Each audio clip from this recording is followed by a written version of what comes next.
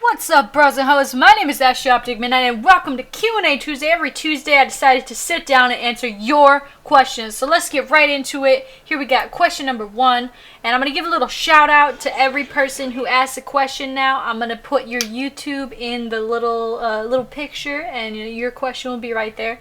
And so I thought that was like a cool way to like include you and let you guys know that people are actually asking these questions, and they're, maybe if you think they ask a funny question or something like that, you might go check them out. So anyway, first question is, what is your next step in life? Hopefully you are doing this YouTube thing for a while, but eventually it may end. Will you go back to school to study media, video game design, or what's the deal here?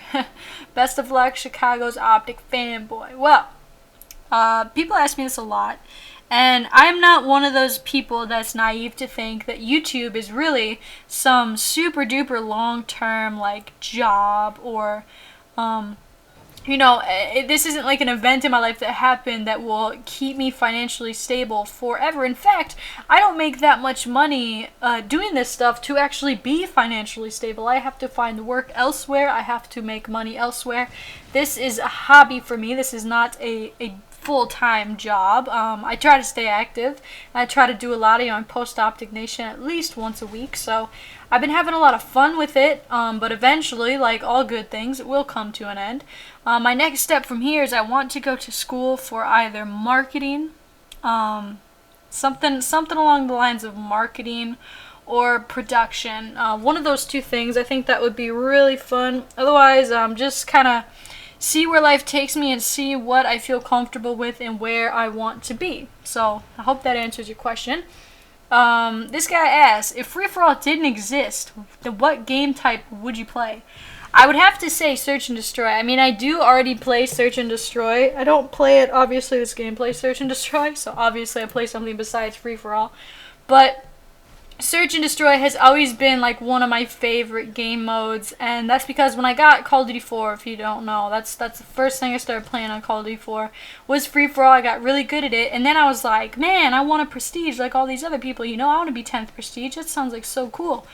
And so I actually Googled it. I said, fastest way to get to 10th prestige on Call of Duty 4. And I did some research, and all these people started saying that you need to play Search and Destroy. Search and Destroy will get you the most points. It's blah, blah, blah, all this stuff, because planting the bomb, and then the kills are worth so much. And so I was like, alright, I'll check it out.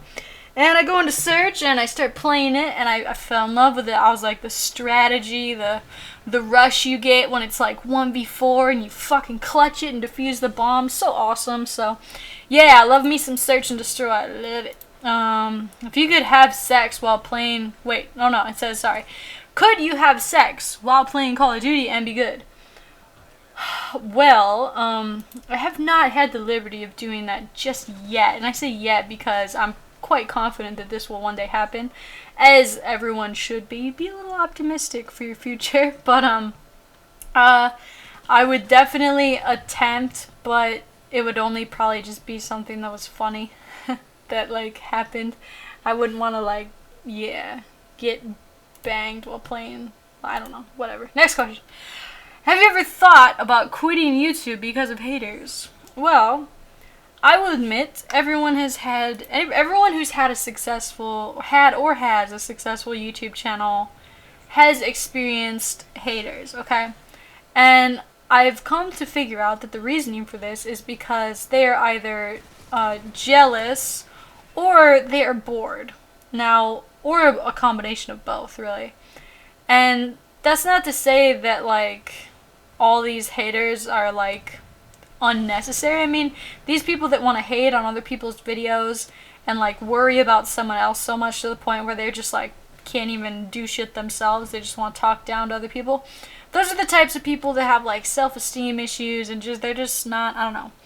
Anyway, but to answer your question, I kind of went off on a tangent. No one has ever made me legitimately want to quit, and no one ever will. And that's because I have too high a self-esteem and too high of a good grasp on what I love doing to stop just because somebody doesn't like what I'm doing. And that should be just the case for all things in life, not necessarily just gaming or YouTube. This is a good question. Why don't you prestige? Well, I have prestige on every other game, and prestiging in Black Ops to me became very boring. I did not like it at all. And I don't really want to prestige on this game because to get my gameplays and all that kind of stuff, I like to have the best available to me. I like to have, you know, the best sniper, the MSR. And I know you can use your prestige token to bring the weapon with you, blah, blah, blah. But you know what? I don't want to do it. There's 5 more prestiges being added. I just don't. Frankly, I'm too lazy. So, hope that answers your question.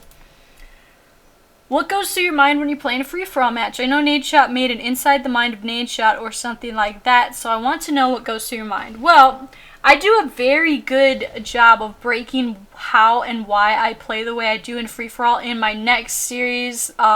It's actually going to be on tomorrow, Wednesday. Every Wednesday I'm going to do a free-for-all tips and tricks map breakdown. This week is going to be, I think, on the map Underground, and it shows in depth of like how I play that map, why I do, and how I generally play free-for-all. So if that's your type of thing, if you're looking to become a better free-for-all player, I would definitely check out tomorrow's upload or whenever you watch this. If you're, I mean, obviously not everybody's going to watch this on a Tuesday, so... Next question. Who was the first OpTic person you met in real life? Well, the very first OpTic I met in real life was OpTic Hex, and that was because I went to MLG Orlando. Obviously, a lot of OpTic people went to Orlando, but he was the first person that I saw because he had to give me my jersey, because I bought the jersey, or I got the jersey, and he's gonna give it to me, and I was like, sweet, oh my god, I just met OpTic Hex, this is crazy. So that was pretty awesome. It's pretty cool to be able to meet somebody that you hold such high respect for. I don't know if you guys have ever met somebody that you just respect the shit out of, and how that was for you, but that's pretty much all I can say about it, really. It's just awesome. So anyway, that's going to wrap this one up. I hope you liked it. I hope that you guys know that you can submit your questions in the comments section. I go through all of the comments, and you can ask anything. It doesn't have to be gaming related, not even OpTic related. It could be any question you want that you need to know or want to know about me. Obviously, check out last week's episode to find out what questions were asked, and have a good Tuesday. Also, check out my Nation commentary. It's in the description. It just went up, so check it out, buds. Peace. That clock keeps ticking like a metronome, and my thoughts keep telling me to get me home, but my balls keep telling me to let me just let me That clock keeps ticking like a metronome, and my thoughts keep telling me to get me home, but my balls